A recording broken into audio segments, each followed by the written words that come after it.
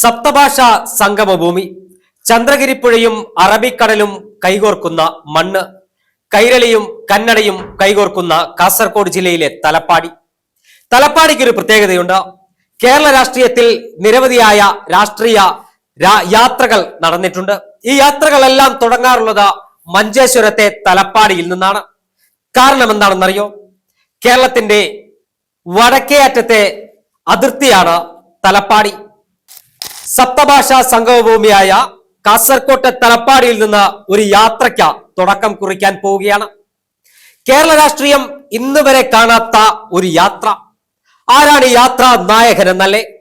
യാത്രാ നായകൻ ഇന്ത്യയുടെ പ്രതിപക്ഷ നേതാവ്, നെഹ്റു കുടുംബത്തിന്റെ ഇളം തലമുറക്കാരൻ, വോട്ട് ചോരി എന്ന ആരോപണം ഉന്നയിച്ച് നരേന്ദ്രമോദിയെ വിറപ്പിച്ചു നിർത്തുന്ന യുവ നേതാവ്, അതെ, സാക്ഷാൽ രാഹുൽ ഗാന്ധി.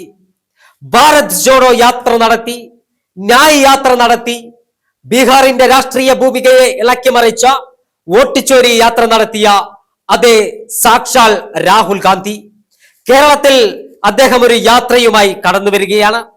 യാത്രയുടെ തീയതി നിശ്ചയിക്കപ്പെട്ടിട്ടില്ല. ലഭ്യമാകുന്ന വിവരമനുസരിച്ച് ഫെബ്രുവരി മാസത്തിലായിരിക്കും ഈ യാത്ര നടക്കാൻ സാധ്യത.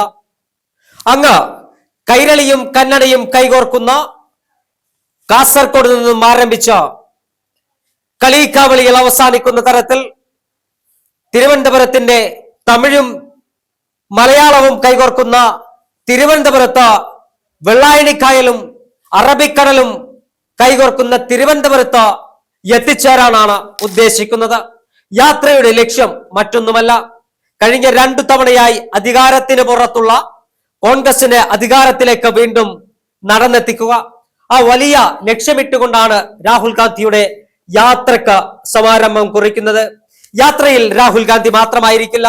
വയനാടിന്റെ പ്രിയങ്കരിയായ MP പ്രിയങ്കരിയായ പ്രിയങ്ക ഗാന്ധി, സച്ചിൻ പൈലറ്റ്, DK ശിവകുമാർ, സിദ്ധരാമയ്യ, രേവന്ത് റെഡ്ഡി, പവൻ കേര, മനീഷ് തിവാരി, അമരീന്ദർ സിംഗ് രാജ ബ്രാർ തുടങ്ങിയ കോൺഗ്രസിന്റെ 1ാം നിര 2ാം നിര നേതാക്കന്മാരെല്ലാം ഈ യാത്രയിൽ പങ്കെടുക്കുമെന്നാണ് മനസ്സിലാക്കാൻ കഴിയുന്നത്. ഒരു തീർത്ഥയാത്ര കണക്കെ ഈ യാത്ര കടന്നുപോകും.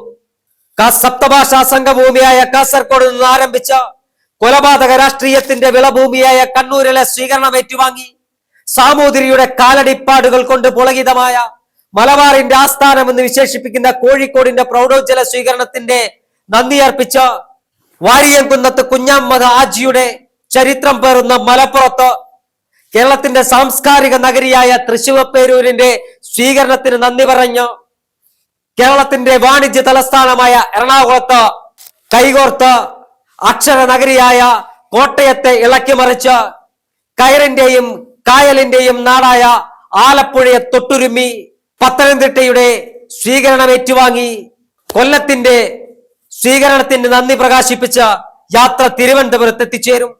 ആ യാത്ര തിരുവനന്തപുരത്ത് എത്തിച്ചേരുമ്പോൾ രാഷ്ട്രീയ കേരളത്തിൽ അതൊരു വലിയ മാറ്റമായിരിക്കുമെന്ന കാര്യത്തിൽ തർക്കമില്ല.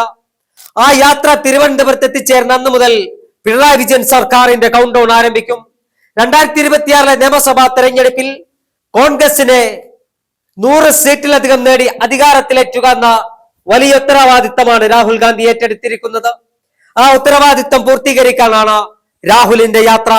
ഈ യാത്രയ്ക്ക് വേണ്ടിയുള്ള കാത്തിരിപ്പിലാണ് ഓരോ കോൺഗ്രസ് പ്രവർത്തകനും. ഈ യാത്രയ്ക്ക് വേണ്ടിയുള്ള കാത്തിരിപ്പിലാണ് മതേതര കേരളം. ഈ യാത്രയ്ക്ക് വേണ്ടിയുള്ള കാത്തിരിപ്പിലാണ് ജനാധിപത്യ കേരളം. പിന്നിട്ട വഴികളിലെല്ലാം തന്റേതായ വ്യക്തിമുദ്ര പതിപ്പിച്ച രാഹുൽ ഗാന്ധിയെ കാണാൻ, അദ്ദേഹത്തെ ശ്രമിക്കാൻ, അദ്ദേഹത്തെ അനുഗ്രഹിക്കാൻ, അദ്ദേഹത്തെ ആശീർവദിക്കാൻ കേരളത്തിലെ ജനങ്ങൾ കാത്തിരിക്കുകയാണ്. ഈ യാത്ര വലിയ വിജയമാക്കാനുള്ള ഒരുക്കങ്ങൾ KPCC ആരംഭിച്ചു കഴിഞ്ഞു. AICCയുടെ പ്രതികൾ കേരളത്തിലേക്ക് വരാൻ പോവുകയാണ്. ഇതൊരു തീർത്ഥയാത്ര കണക്കെ കേരളത്തിലെ ഗ്രാമനഗരങ്ങളിലൂടെ കടന്നു പോകും. എന്തായാലും കോൺഗ്രസ് ഒന്നുറപ്പിച്ചിട്ടുണ്ട്.